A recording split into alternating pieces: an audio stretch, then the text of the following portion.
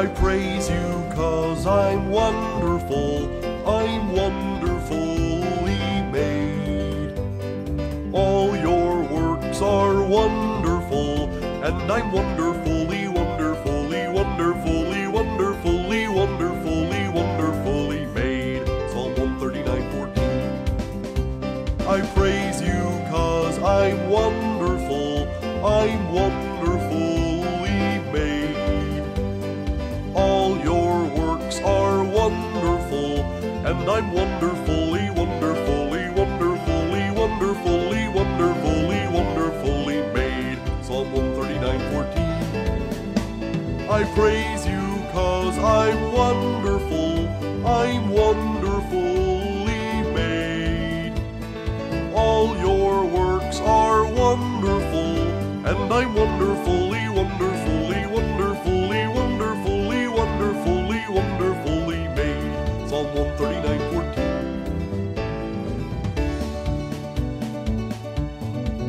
Oh joy!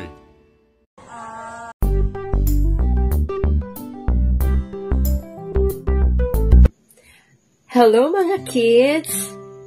Naniniwala ba kayo na we are fearfully and wonderfully made by God? Tama yun, kids, kasi yun ang sabi sa Psalms 139 verse 14. At meron pa, sabi sa Jeremiah chapter 1 verse 5, si God fino-form tayo sa loob ng tummy ni Mommy. Diba ang galing? Nakaka-amaze talaga ang power ni God. Kaya meron akong isi-share sa inyo. Ano kaya yung itsura natin sa loob ng tummy ni Mommy? Gusto niyo bang makita? Tara, pakinggan niyo to. Kids, alam niyo ba, nag-start tayo sa pagiging isang egg. Nagsimula tayo sa isang maliit na egg.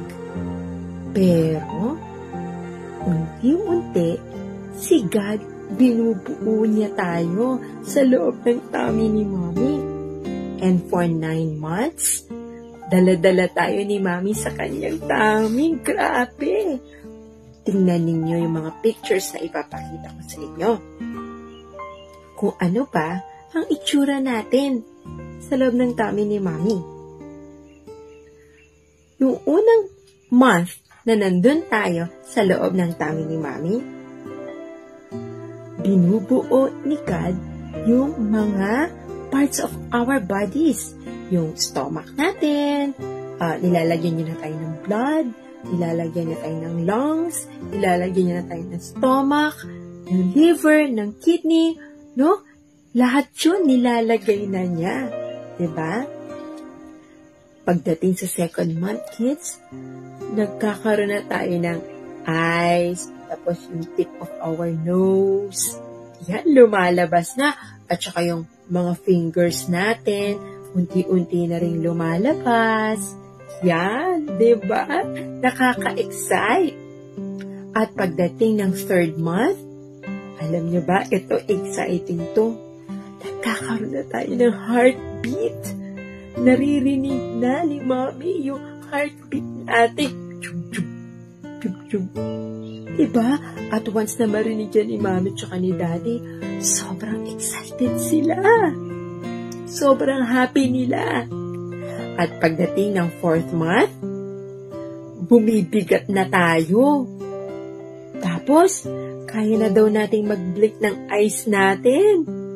Tapos, yung mga fingers natin, humahaba na rin. Wow!